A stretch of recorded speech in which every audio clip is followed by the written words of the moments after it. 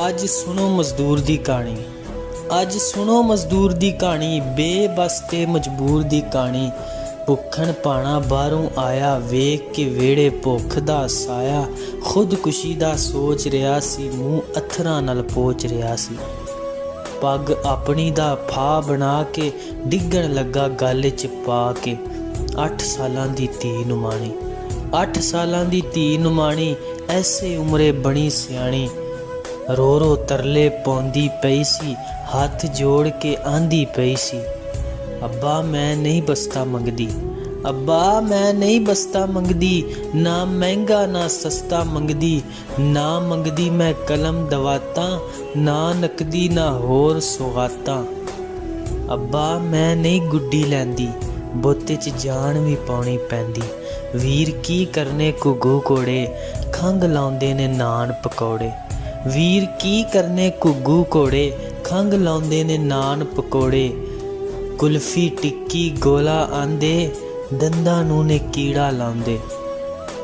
ਲੱਛਾ ਕੁੱਟਾ ਤੇ ਕਬਾਬ, ਮੇਰਾ ਅੱਬਾ ਕਰਨ ਖਰਾਬ। ਮੇਰੀ ਅਕਲ ਨੂੰ ਜਾਣ ਵੇ ਅੱਬਾ, ਮੇਰੀ ਅਕਲ ਨੂੰ ਜਾਣ ਵੇ ਅੱਬਾ, ਮੈਂ ਵੱਲ ਕਰ ਧਿਆਨ ਵੇ ਅੱਬਾ।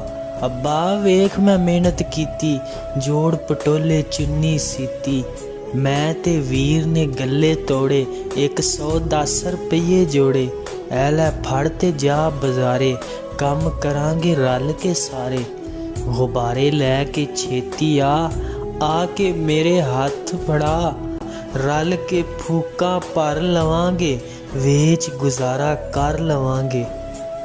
ਸਾਨੂੰ ਛੱਡ ਕੇ ਜਾ ਨਾ ਅੱਬਾ, ਸਾਨੂੰ ਛੱਡ ਕੇ ਜਾ ਨਾ ਅੱਬਾ, ਜਿਉਂਦਿਆਂ ਕਬਰੇ ਪਾ ਨਾ ਅੱਬਾ। ਅੱਬਾ ਗਲ 'ਚੋਂ ਫਾਹ ਨੂੰ ਲਾ ਕੇ ਮੈਨੂੰ ਸੀਨੇ ਲਾ। ਖੁੱਲੀਆਂ ਬਾਹਾਂ ਨਿੱਕੀਆਂ ਜਿਹੀਆਂ, ਅੱਥਰਾਂ ਡੁੱਲ ਡੁੱਲ ਪੈਰੀ ਪਈਆਂ। ਪਿਓ ਐ ਸੁਣ ਕੇ ਰੋਣ ਲੱਗਾ, ਹੰਝੂ ਹਾਰ ਪਰੋਣ ਲੱਗਾ। ਧੀ ਦੇ ਅਥਰੂ ਪੂੰਝ ਰਿਹਾ ਸੀ, ਜਿਸ ਤਰ੍ਹਾਂ ਮੋਤੀ ਹੂੰਝ ਰਿਹਾ ਸੀ। ਪਿਓ ਬਚਿਆ ਪਰ ਧੀ ਦੇ ਚਾਅ, ਲੈ ਬੈਠੇ ਸਨ ਡਾਢਾ ਫਾ।